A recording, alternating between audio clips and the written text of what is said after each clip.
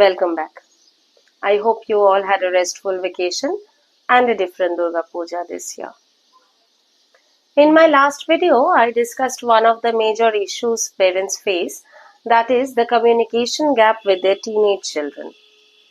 I have already covered some significant reasons behind this gap and how it often leads to small talk or eventually no talk at all. The link to the first video is in the description box. Do check it out for reference.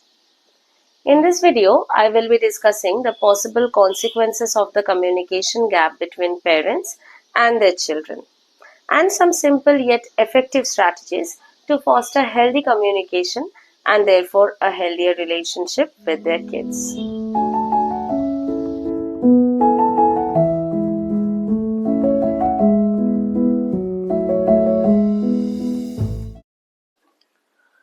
A communication gap between parents and children can have several significant consequences. The child may feel emotionally distressed all the time. They may feel misunderstood, neglected, or unsupported not only by their parents but also by their friends, associates, and teachers. This may eventually lead to loneliness. As a consequence, children may slowly develop anxiety or even fall into depression. Due to lack of effective communication, children fail to express themselves in a healthy manner. Hence, they express their frustration through acting out or displaying rebellious behaviors at home, school, or even in public places, leading to embarrassment for their parents.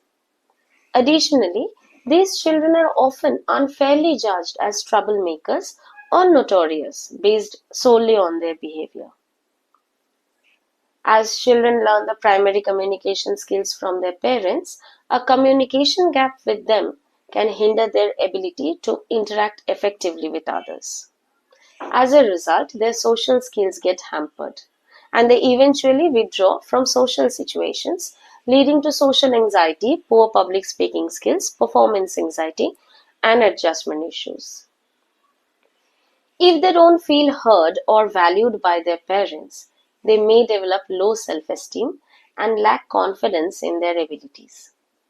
As a result, they refrain from expressing their talents publicly, constantly fearing they won't be acknowledged by anyone. Poor communication can also impact a child's academic performance. Without open dialogue, teachers or even parents may not be aware of the child's struggles or achievements in school. Effective communication is essential for a successful relationship. When there is a lack of communication between parents and children, it goes without saying that their bond gradually weakens. As these children grow up, they often face long-term relationship issues and struggle with trust in their own partnerships, as the habit of limited communication persists. This can lead to increased misunderstandings and difficulties in adjusting to their relationships.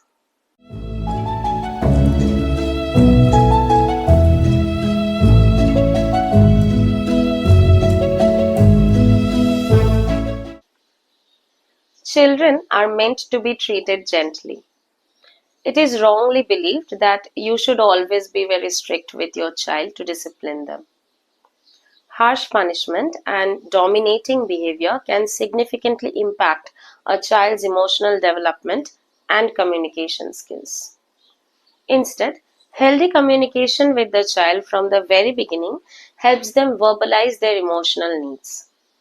As a result, the bond between parents and children becomes strong. For small children, creating a safe space is very important. By safe space, it means you, as a parent, should be the one to whom your child can share anything and everything that bothers them without the fear of being judged, scolded, or punished.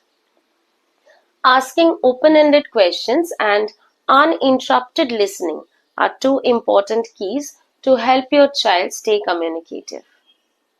Let me give you an example of an open-ended question. Instead of asking, "Did you learn the new chapter in English class today?" ask, Tell me more about what you learned in school today. Or instead of asking, is your problem solved? Ask, how did you solve your problem? Please consciously try not to interrupt while your child is talking. Also, stay attentive. Your response or opinion on whatever they share with you will be very important to make it a productive conversation. I want to mention a very important point here. I have often seen that parents generally avoid answering questions that make them uncomfortable, such as a child asking about menstruation or maybe an age inappropriate word they have recently learned from somewhere. If it makes you uncomfortable, tell your child clearly that you want to answer them, but at present you don't know how to answer it, so you need some time.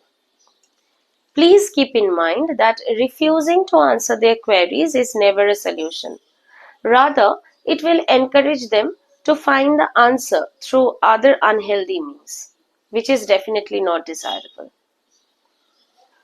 While using positive reinforcement for your child's good behaviors, always explain why they deserve the reward. Also, when addressing negative behaviors, give more constructive feedback by focusing on the specific behavior rather than focusing too much on the child. For example, when discussing mistakes on an exam paper, talk about how they can improve their writing skills next time instead of blaming them for scoring less this year or being inattentive throughout the year. Establishing clear boundaries with your child is crucial. Set clear rules and discuss the consequences. Many parents often tell their children that they must follow the rules simply because parents say so. It's important to explain the reasons behind those rules as it helps them understand their significance and prevents passive aggressive behavior. Ensure that the elders in the family also adhere to these rules. I repeatedly stress the importance of spending quality time with children. In today's busy world where most parents are working, it can be challenging to find enough time for this. However, setting aside a specific time each day for your child, engaging in activities that they enjoy, and sharing the day's events, thoughts, and feelings at the dinner table can help build a stronger bond and open up opportunities for conversation. Expressing your feelings in a healthy way can inspire your children to do the same. Helping them identify their emotions and teaching them healthy coping mechanisms is only possible through proper communication. Encourage them to learn simple coping strategies like deep breathing, journaling, or talking to someone they trust. Remember, demonstrating effective communication skills will help children learn these skills too. Your tone should be respectful, patient, and empathetic while communicating with your child, so they reflect the same in their conversation with you. It is natural for parents to want to solve their children's problems out of protectiveness. However, sometimes it is better just to guide them and let them solve their own problems instead of doing it all for them. Encourage them to brainstorm by asking open ended questions to understand how they perceive their problems and think about different solutions. Also, allow them to make age appropriate small decisions. Whether or not those decisions are ultimately considered is a different issue, but asking for their input will make them feel important. This approach helps build their confidence and independence and automatically strengthens your bond with them.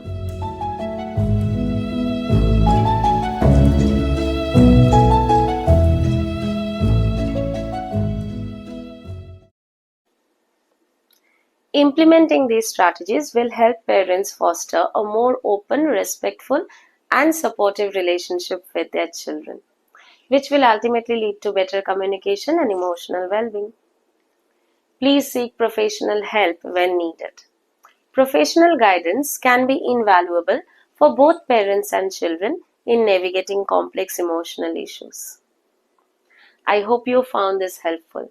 Stay tuned to Teen and Tiny Minds for more tips on bridging the communication gap with parents and teens.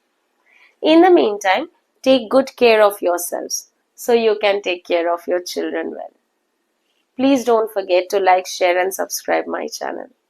Also, please share your valuable opinions in the comment box to encourage me to discuss more on children's mental health.